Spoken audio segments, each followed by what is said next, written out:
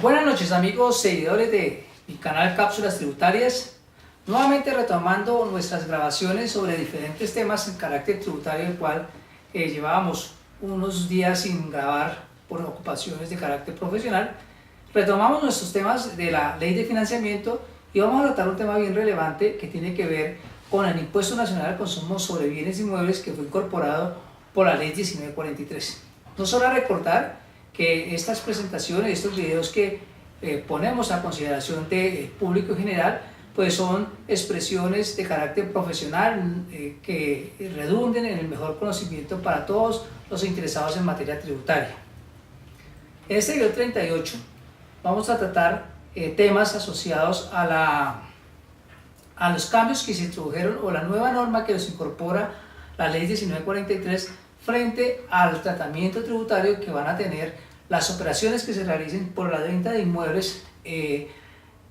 superen cierta cuantía. No solo recordar que con la ley 1943 nos cambió el tratamiento tributario que tenía la venta de inmuebles. Acuérdense que con la ley 1819 la venta de inmuebles tenía un tratamiento asociado a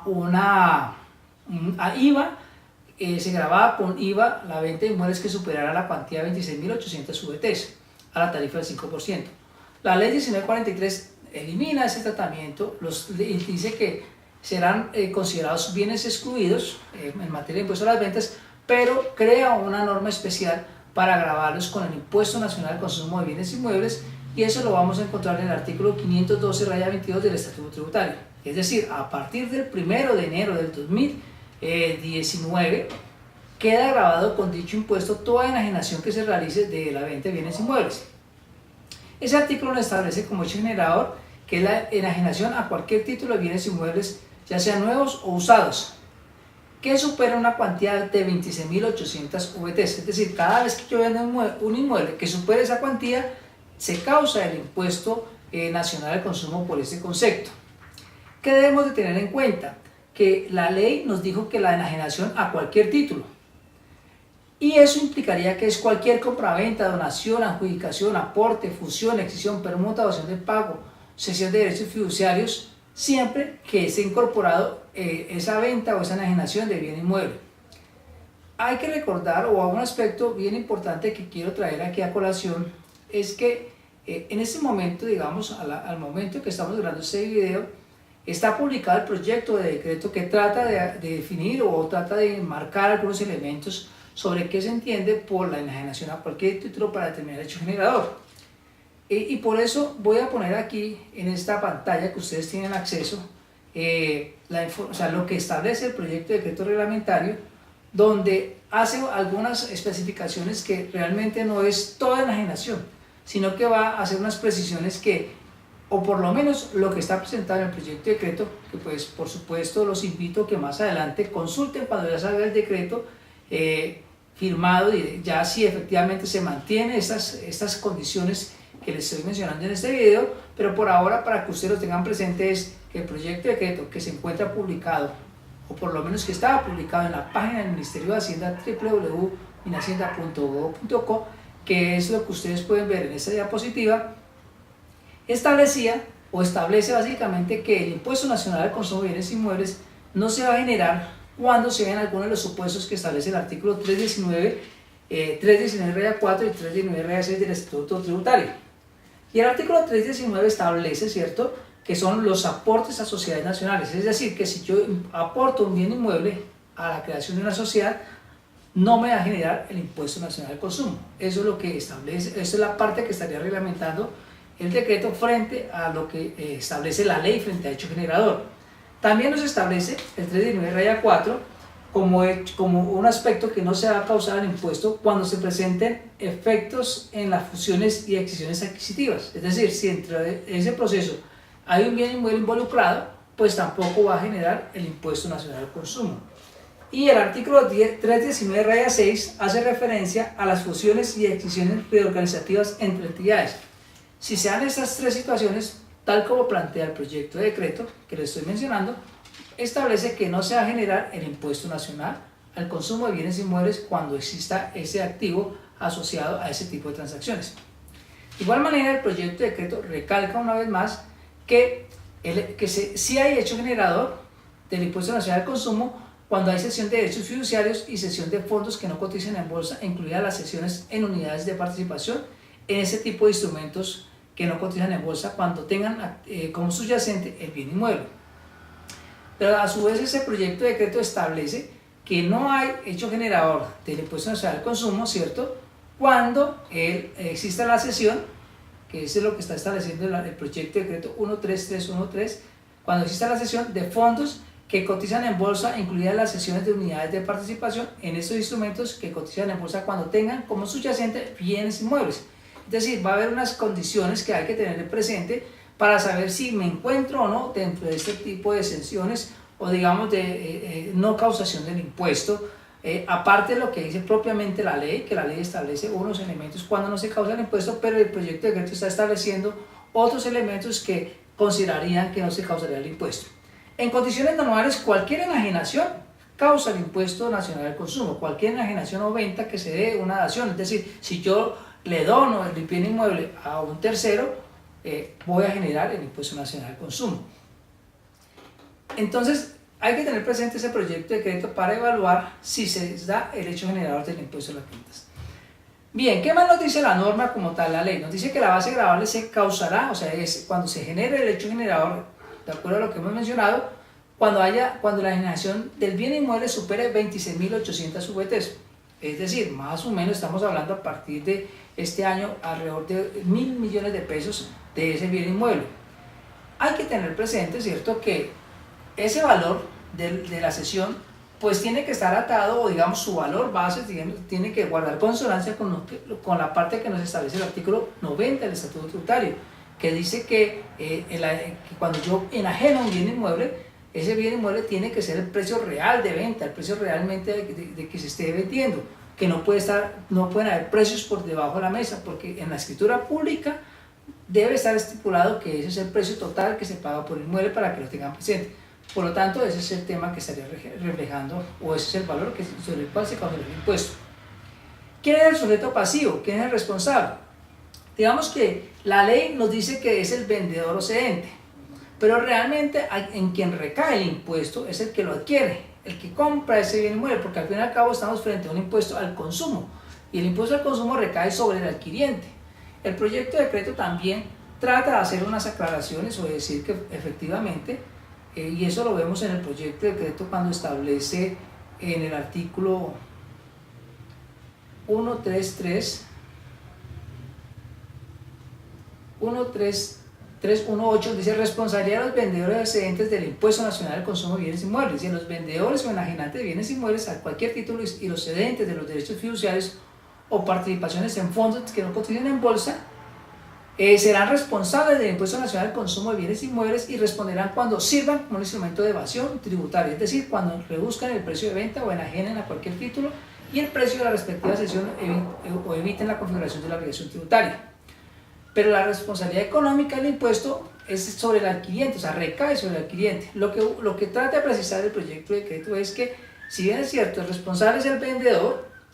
tiene que garantizar que el responsable económico, o sea, el que lo pague, pues cancele dicho impuesto. Eso es importante tenerlo presente porque se generan inquietudes si quien paga el impuesto es el vendedor o es el comprador. En últimas, como es el impuesto al consumo, recae sobre el comprador porque además la propia ley establece, ¿cierto?, que ese impuesto que se paga por el bien inmueble, el comprador lo podrá adicionar al valor del bien inmueble para efectos de declarar su valor patrimonial. Es decir, ese impuesto que yo pago adicionalmente lo puedo incorporar como parte del valor del inmueble y por lo tanto hará parte del valor patrimonial para efectos de declararlo en mi escritura pública o para efectos de declarar en mi declaración de renta para efectos del comprador. La tarifa del impuesto nacional al consumo de bienes inmuebles es del 2% sobre el total del precio de venta. Y digamos que la ley como tal pues establece que ese impuesto nacional al consumo, ¿cierto?, se hará bajo retención en la fuente. El proyecto de decreto también hace unas aclaraciones de que ese mecanismo para efectos de recaudar el impuesto va a hacerse a través del mecanismo de retención en la fuente. Y en ese proyecto de decreto por eso es que nos va a establecer y nos determina que van a ser agentes retenedores los notarios, por regla general, porque va a ser normalmente donde se enajena el bien, las administradoras fiduciarias, los administradores de fondos de capital privado o los fondos de inversión colectiva. Este tipo de personas jurídicas o naturales, en el caso de los notarios, van a actuar como agentes retenedores, es decir, cuando haya la operación, ellos tendrán que practicar la retención en la fuente sobre esa enajenación que se está presentando. Y entonces, en ese momento, tendremos que causar el impuesto. ¿Qué aspectos establece el proyecto de decreto? Que en las obligaciones, esos agentes retenedores tendrán que inscribirse en el registro único tributario como agente retenedor a título del Impuesto Nacional al Consumo de Bienes Inmuebles, deben retener el impuesto, declararlo y pagarlo en el formulario de retención en la fuente que ha prescrito la DIAN para esa finalidad y cumplir, por supuesto, las obligaciones que son inherentes a un agente retenedor. ¿Qué debemos tener presente también frente al tema de la retención en la fuente? El proyecto de decreto que ustedes van a consultar y que después siempre recomiendo que lo revisen para ver si efectivamente así va a salir, hay una cosa bien importante que aclara, ¿cierto? Y de igual manera, así nos lo dijera el proyecto de decreto, hoy en día, ¿qué está pasando? A la fecha que no ha salido la reglamentación, en todo caso, se vienen haciendo enajenaciones de bienes inmuebles. Entonces, como aún el decreto no se había expedido, ¿qué sucede con las enajenaciones que se han hecho entre el 1 de enero de este año a la fecha en que se expide el decreto reglamentario? Pues bien, hay que tener presente que este impuesto ya se está generando, ya debería estarlo pagando. Por lo tanto, los notarios, cuando vayan a correr las escrituras públicas, tienen que acreditar que ese impuesto se ha generado. La recomendación sería entonces que yo debería estar pagando ese impuesto en un recibo oficial de pago, que es donde yo podría acreditar el pago del impuesto. O sea, es decir, el comprador que adquiere ese bien inmueble paga ese impuesto vía un recibo oficial de pago y ese documento debería la notaría estarlo exigiendo para poder correr la escritura. El no hacerlo pues va a llevar unas consecuencias porque después puede verse abocado porque hay una omisión en pago del impuesto nacional al consumo en esa enajenación que se corrió en la escritura y van a haber posibles problemas porque estaría esa escritura viciada, ¿cierto? Habría un vicio porque no se acreditó el pago del impuesto nacional al consumo y era un requisito previo para poder correr la escritura y eso hay que tenerlo presente. El proyecto de decreto, ustedes ven en el artículo 1.3.1.10 como unas condiciones que trata de aclarar qué se debe hacer en ese momento. Pero bien, eso pues tendrá que evaluarse. Lo que se debe buscar en este momento es, si yo estoy enajenando bienes inmuebles, de aquí a que se expida el proyecto de decreto, pues pago la retención vía recibo oficial de pago. A posteriori, cuando salga el proyecto de decreto, será la notaría o los administradores fiduciarios las que harán la retención en la fuente y digamos que ahí se cumpliría esa obligación.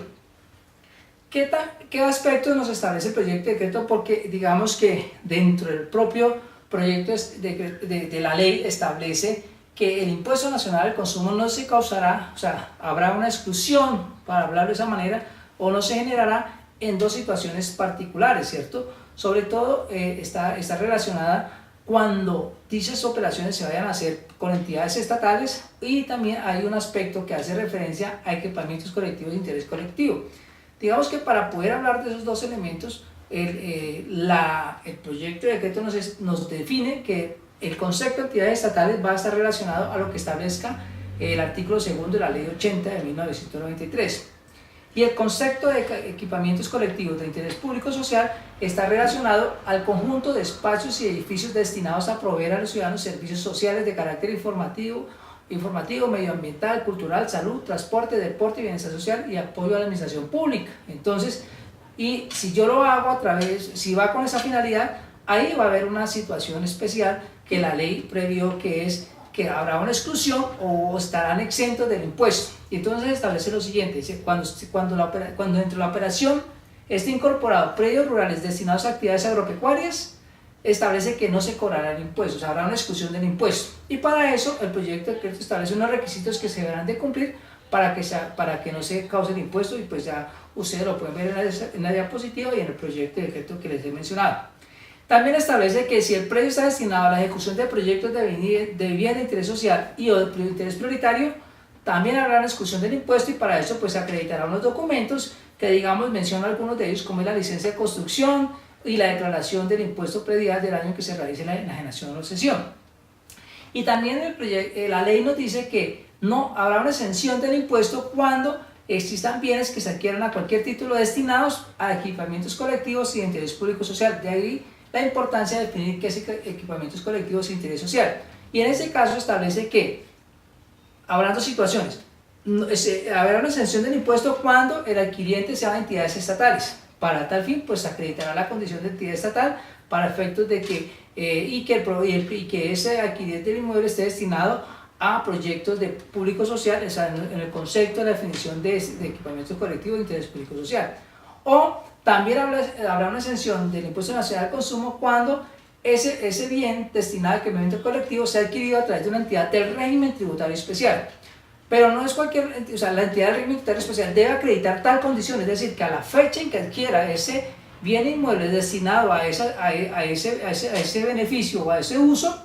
esa entidad del régimen tributario especial debe estar debidamente acreditada como entidad del régimen tributario especial, es decir, debe haber surtido el proceso de permanencia, debe haber surtido el proceso de actualización, es decir, a la fecha en que adquiera ese inmueble, no debe haber sido excluida del régimen tributario especial para que puedan acreditar tal condición y puedan verse beneficiadas, digamos, de la exención en materia de ese impuesto nacional al consumo.